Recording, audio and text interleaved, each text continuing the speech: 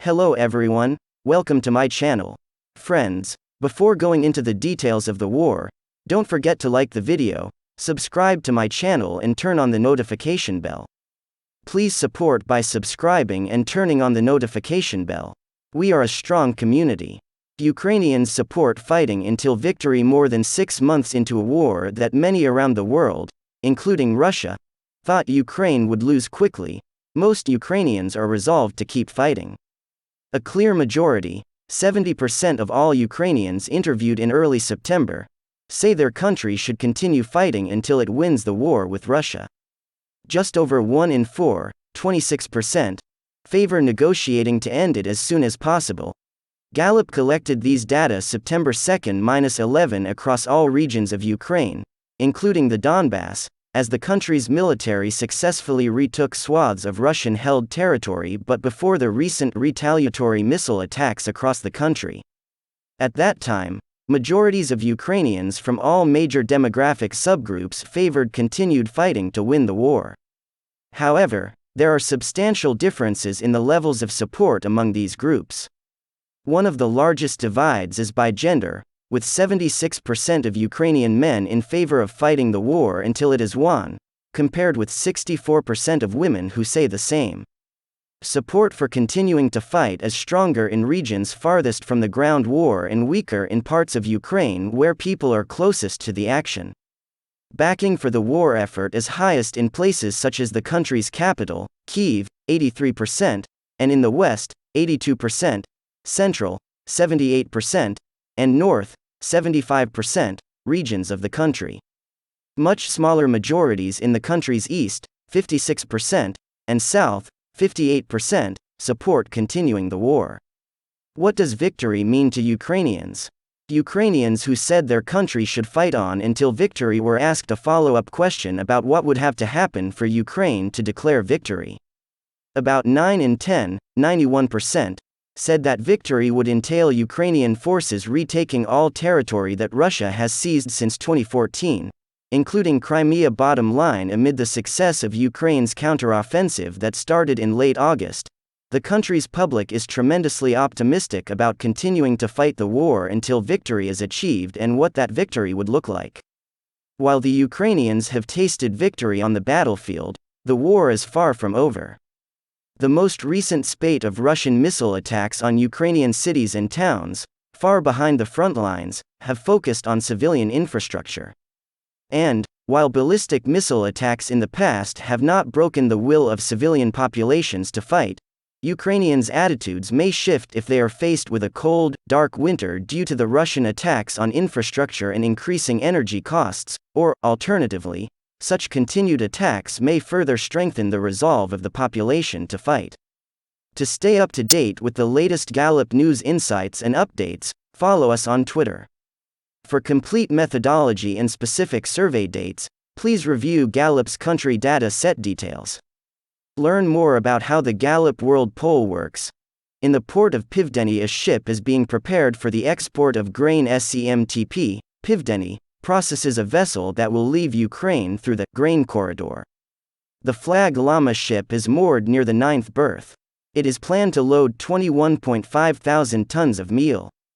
Currently, the state stevedore handles ships with wheat, corn, seeds, etc. We will remind you that today, within the framework of the Istanbul Agreements, 6 ships left the ports of Odessa, Chornomorsk, and Pivdeny. In total, ships transport 86.7 thousand tons of agricultural products to the countries of Asia and Europe. Qatar in talks to invest $2.5 billion in Egypt. Qatar is in advanced talks to buy around $2.5 billion of state-held stakes in Egypt's biggest mobile network operator and other companies, as the North African nation lines up funding to cope with the economic fallout of Russia's invasion of Ukraine.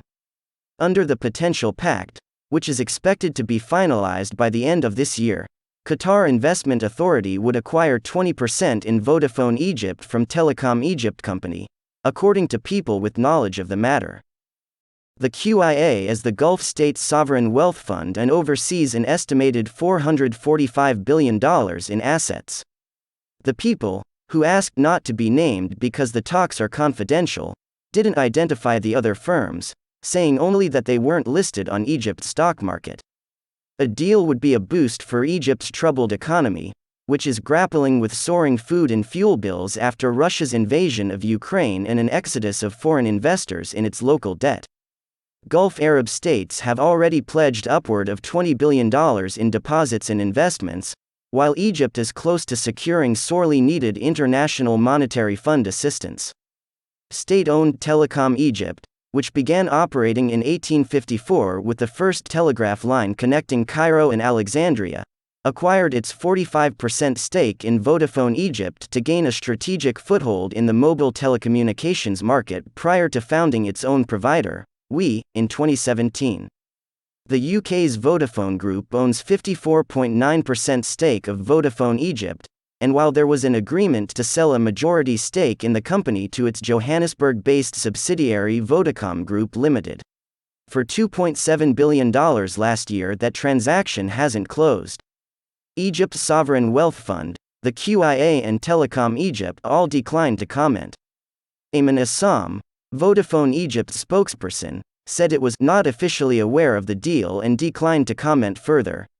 Improved relations. Qatar's support for the administration that held power in Egypt shortly after the 2011 uprising, which ousted Hosni Mubarak, strained its relationship with the incumbent government, and the pending investment accord is the latest sign that ties are on the mend. Egyptian President Abdel Fattah el-Sisi visited Doha last month, and a port cooperation agreement was signed.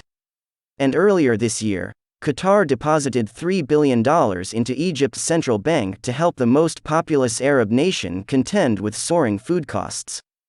Qatar is among the world's richest countries due to its plentiful gas reserves, and the government has been taking steps to diversify the economy in anticipation of a decline in earnings as reserves become depleted and the world moves away from fossil fuels. Founded in 2005, the QIA has vowed to plow more money into Asia and the US after years of substantial investment in Europe. Even so, it participated in Porsche AG's €9.4 billion, $9.1 billion, initial public offering, acquiring a 4.99% stake. Earlier this year, the QIA trimmed stakes in a number of listed assets and bought into closely held technology companies in growth markets, marking a major strategy shift for one of the world's largest sovereign wealth funds.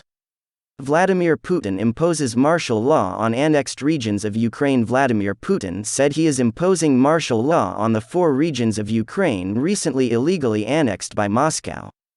The Russian president made the statement during a speech to his Security Council on Wednesday.